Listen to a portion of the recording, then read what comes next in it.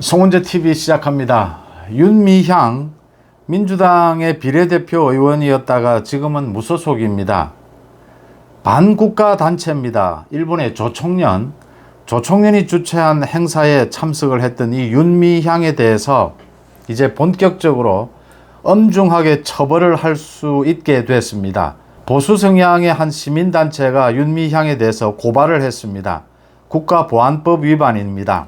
그러니까 반국가 단체에 대해서 찬양 고무하면 국가보안법 위반입니다. 이 조총련 행사에 관동 대지진 추모식입니다. 여기에 윤미향이 참석을 했는데 우리 정부를 향해서 남조선 괴뢰도당 이런 얘기가 나왔던 이 행사입니다. 여기에 윤미향이 참석을 한 것이 반국가 단체에 대한 찬양 고무에 해당하느냐, 아니면 이게 남북교류협력법 위반이냐라는 겁니다. 국민의힘의 이종배 서울시의원도 고발을 했습니다. 이종배 서울시의원은 윤미향에 대해서 남북교류협력법 위반 혐의로 고발을 했습니다. 국가보안법 위반이냐, 남북교류협력법 위반이냐. 남북교류협력법은 이렇게 반국가 단체나 북한을 방문할 경우에는 통일부에 신고를 하도록 되어 있습니다.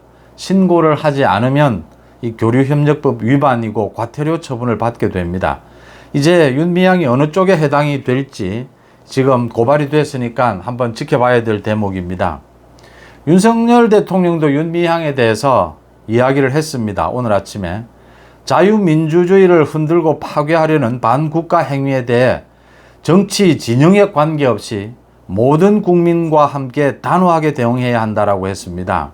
좌파 우파를 떠나서 이 반국가 단체, 반국가 행위에 대해서는 엄단해야 된다라고 하는 것을 계속 강조를 하고 있습니다. 이 대표적으로 윤미향입니다. 지금 민노총도 마찬가지고 지금 그러니까 후쿠시마 오염 처리수 방류를 놓고 각종 시위를 벌이고 각종 괴담을 늘어놓는데 여기에도 북한의 지령이 있었다. 조금 전에 국회에서 국정원장이 그 이야기를 했습니다. 북한의 지령이 확인이 됐다. 그러니까 남쪽에 지령을 내려서 이 후쿠시마 오염 처리수 관련해서 계속 괴담을 퍼뜨리고 윤석열 정부 퇴진 시위 집회를 하라라고 하는 이 지령을 내렸다라고 하는 것입니다.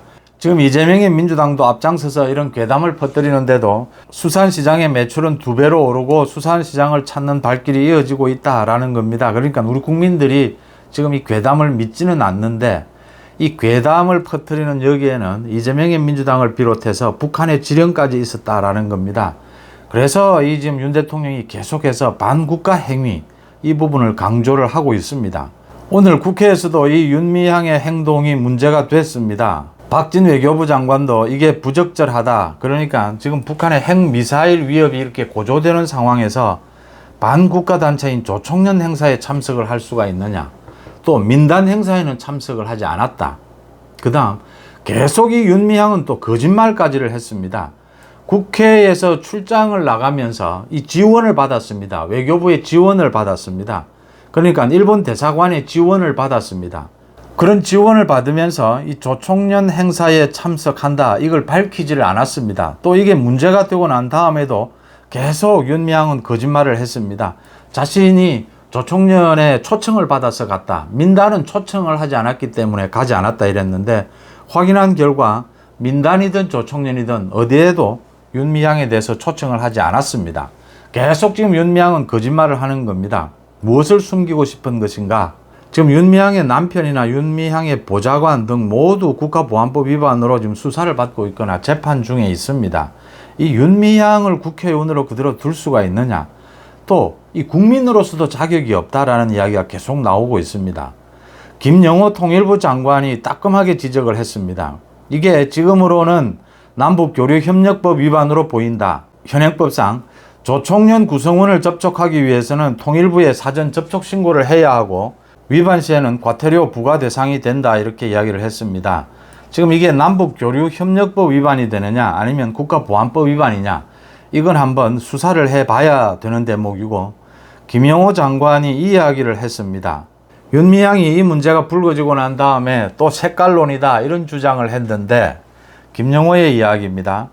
법에는 색깔이 없다는 점을 분명히 말씀을 드린다.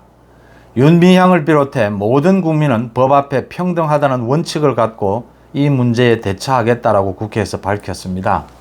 법에는 진보도 보수도 없고 좌도 우도 없습니다. 법을 위반하면 누구나 모두 처벌을 받습니다. 모든 국민은 법 앞에 평등하다. 법에는 색깔이 없다라고 하는 이 김영호 장관의 말이 귀에 쏙 박히지 않습니까? 이 윤미향은 그러니까 지금 민주당의 이재명을 비롯해서 윤미향 같은 이런 사람들은 이게 지금 잠재적 범죄자들입니다. 현행범들입니다. 이 저지르는 비리는 좀 달라도 이대로 사회에서 격리시키지 않고 그대로 두면 계속해서 이렇게 논란을 일으키고 계속해서 이렇게 범죄를 저지릅니다. 이재명 마찬가지고 윤미향 마찬가지인 겁니다.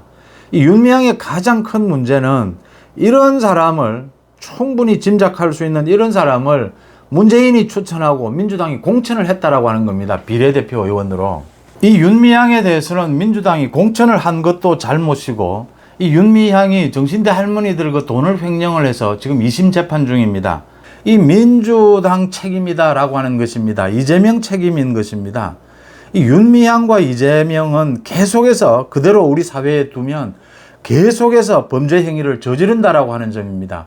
그래서 사회로부터 격리를 시켜야 한다. 윤미향을 격리시키는 방법은 지금 현재 문제가 되고 있는 이 반국가 행위에 대한 찬양 고무, 이게 지금 국가보안법 위반이냐 남북교류협력법 위반이냐라는 게 논란이 될 수가 있는데, 이 논란 이전에 윤미향은 정신대 할머니들 돈을 횡령한 그 부분으로 2심에서 재판을 받고 있습니다.